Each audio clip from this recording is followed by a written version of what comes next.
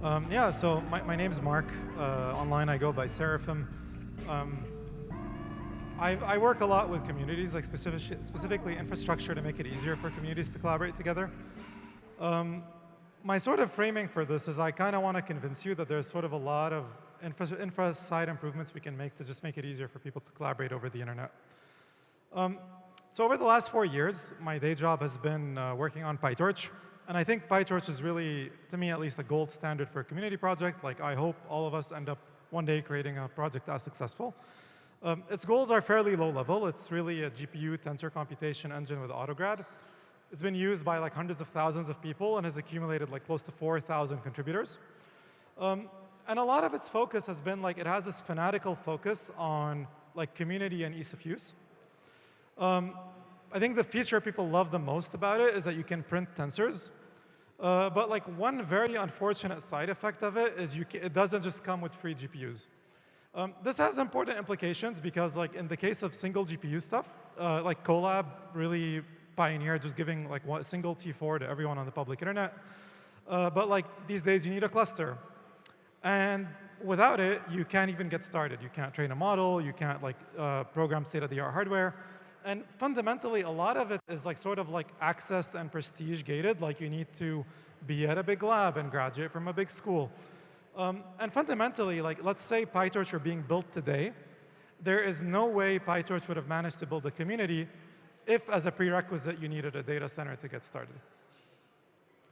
One of my side projects over the last year has been an online community called GPU Mode. GPU Mode is at this point like one of the single most like ML systems communities on the public internet. And it had like fairly modest goals in the beginning. It was really initially to teach myself and my co-founder Andreas how to learn CUDA. And we've managed to like invite like all sorts of like interesting speakers, and we keep doing these like weekly lectures. Where things got really interesting is very organically, people started to self-assemble in the Discord group and build projects that other people really, really cared about. So the most famous example was LM.C built by Carpathian team.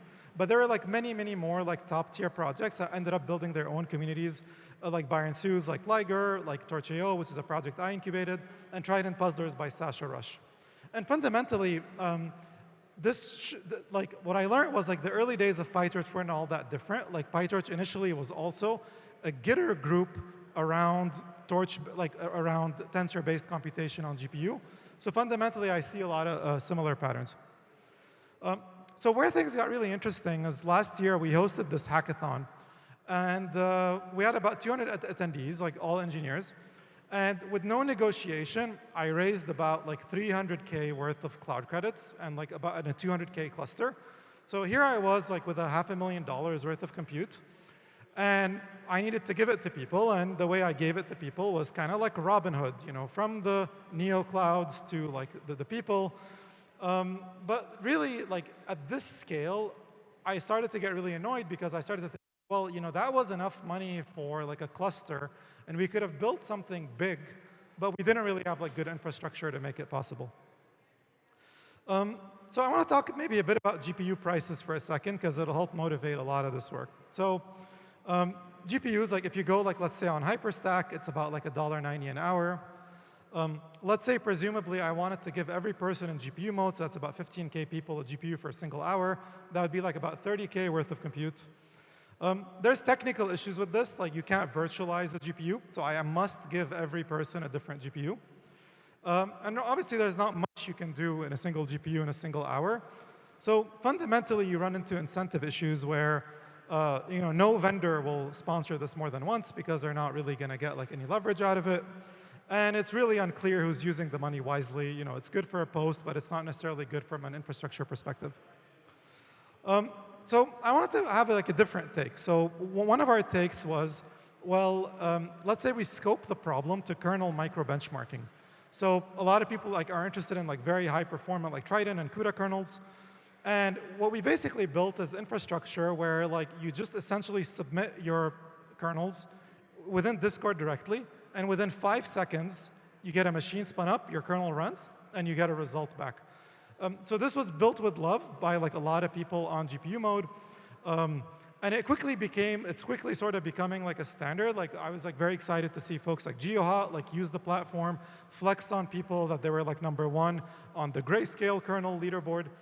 But what was also cool about this is because we're not charging for you thinking while you're typing at the terminal, like we're only charging ourselves for the actual job duration. 6,000 runs over the last like couple of weeks have cost us like about $160. And so like this gives us like a way easier way to scale this. And again, this is like out of these 6,000, there were 2,000 runs that like beat PyTorch Eager as a baseline. So these are like useful kernels to exist in the world. So at this point, like we're gonna host like regular competitions like this in Discord. There's gonna be real prizes. Like we're gonna have like one problem coming out every week. And we're gonna like work with different like labs or companies to have like bounties over individual problems. That way, like if people win, you know, they get a job and they're much more incentivized to stick around in performance. So one of the motivations behind this was like you can imagine you get a translation task, which is, let's say you want to train an LLM to write kernels. You have like PyTorch code, and then this needs to translate into very fast like Triton or CUDA code. And a leaderboard gives us like such a data set because like GitHub isn't a very rich source for this today. All of the training for this today is happening on a cluster that like we maintain in FAIR at Meta. And this is very unfortunate because if other collaborators that I work with at Stanford have their own cluster, there isn't like really a natural way for us to pull these things together. Like I can't give SSH keys, like company policies don't allow it. And fundamentally, it just makes collaborating with other labs extremely, extremely challenging. But there's like an interesting asymmetry here, which is like, let's say as a community, it's very hard for me to go to a company like NVIDIA and be like, please give me like a 1,000 GPU cluster. Like that's like very hard. It requires like VP approval. It's time consuming. However, it's actually quite easy for me to raise a small number of GPUs from many vendors. So imagine like at the 1 GPU, 1 node, 2 node. These are sort of like rounding errors for a lot of like big companies. And so it's like quite easy to assemble them. And you know, once you assemble them, the idea is like, can we hook them up together and train a model? So again, my interest in decentralized computing isn't ideological, it's primarily practical. I view it as pretty much the only way of actually sort of maintaining the ethos of PyTorch and keep training open source.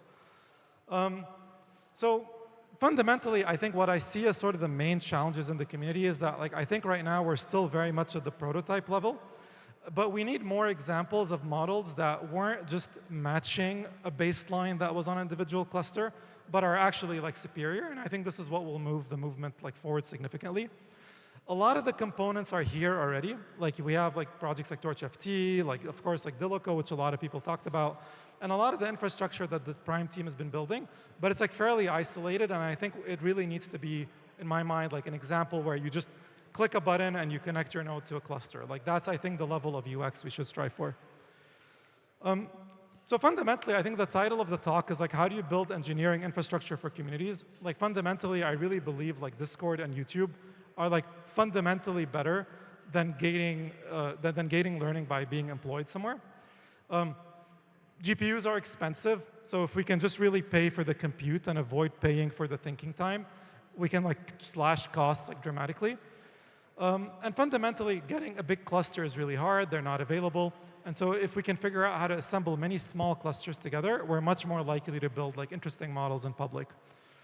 So yeah, that's my talk. If you're interested in performance and communities in general, I'd love to collaborate on GPU mode. Specifically, the project where we're working on a lot of these things is called Popcorn. And if you're interested in working with me at Meta like every day in maybe in a bit more intense fashion, please apply to workwithmark.co, and I'd love to talk to you if you do any work with kernels or distributed training. Yeah, thank you.